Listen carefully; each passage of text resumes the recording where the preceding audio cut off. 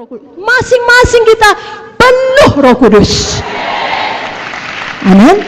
Sama seperti yang kita baca tadi, di sini dikatakan tampaklah kepada mereka lidah-lidah seperti nyala api yang bertebaran dan hinggap pada mereka.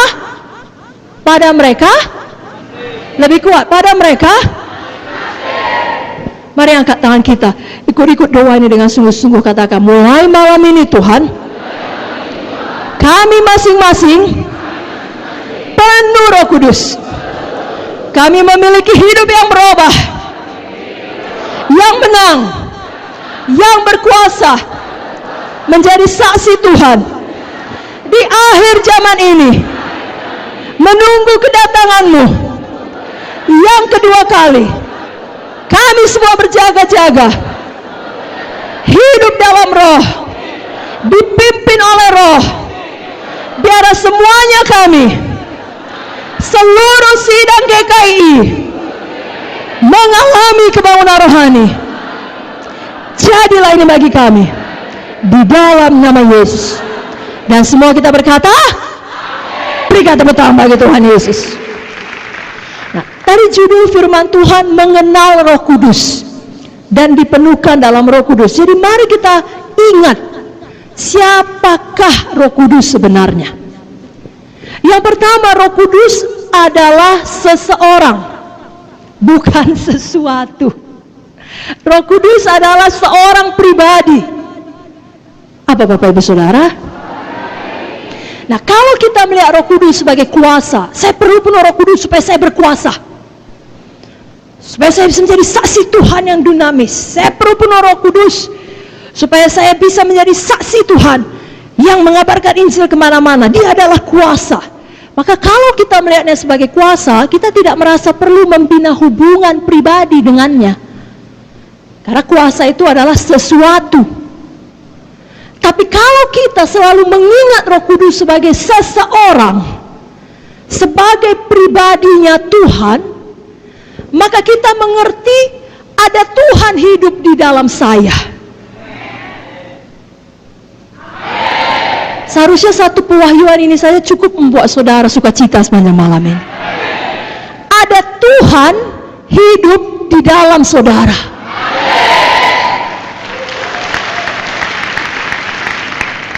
Saya ulangi, ada siapa di dalam saudara? Tuhan yang bagaimana?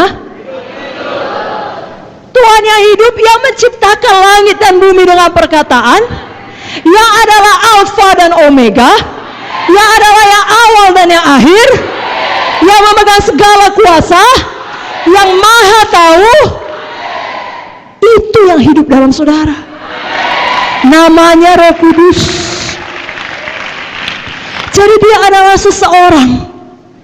Dan kalau kita mengingatnya sebagai seorang pribadi, maka kita mengerti bahwasanya tiap-tiap hari kita perlu membina hubungan pribadi dengan dia. Semakin mengenal dia, lebih intim, lebih dalam. Saudaraku masih ingat Galatia 5:22? Apa itu saudaraku? Buah roh. Mari buka Alkitab saudara. Buah roh. 1, 2, 3 ya. Tetapi buah roh ialah kasih, sukacita, damai sejahtera, kesabaran, kemurahan, kebaikan, kesetiaan, kelemah lembutan, penguasaan diri. Tidak ada hukum yang menentang hal-hal itu. Saudaraku, Roh Kudus sebagai seorang pribadi punya perasaan. Hanya seseorang dan bukan sesuatu yang bisa mengasihi. Hanya seseorang yang bisa merasakan sukacita. Jadi, Roh Kudus adalah pribadi yang punya perasaan, yang hidup di dalam kita.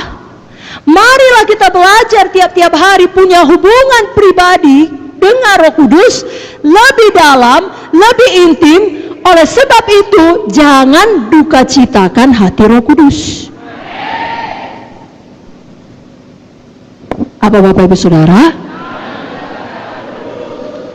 Saya mau tanya, bisa Roh Kudus berduka cita? Bisa, karena dia seseorang. Dia bisa merasakan. Mari kita buka ayatnya dari buku Efesus 4 ayat 25 sampai 30. Efesus 4 ayat 25 sampai 30. Dapat Bapak Ibu Saudara? Mari kita baca dengan kuat-kuat. Bapak Ibu Saudara siap? 1, 2, 3 ya. Karena itu buanglah dusta dan berkatalah benar seorang kepada yang lain, karena kita adalah sesama anggota. Apabila kamu menjadi marah, janganlah kamu berbuat dosa. Janganlah matahari terbenam sebelum padam amarahmu, dan janganlah beri kesempatan kepada iblis. Orang yang mencuri, janganlah ia mencuri lagi, tapi baiklah ia bekerja keras dan melakukan pekerjaan yang baik dengan tangannya sendiri, supaya ia dapat membagikan sesuatu kepada orang yang berkekurangan.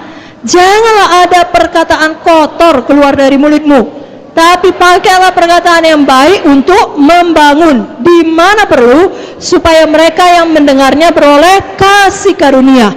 Dan janganlah kamu mendukakan Roh Kudus Allah yang telah memeteraikan kamu menjelang hari penyelamatan. Amin.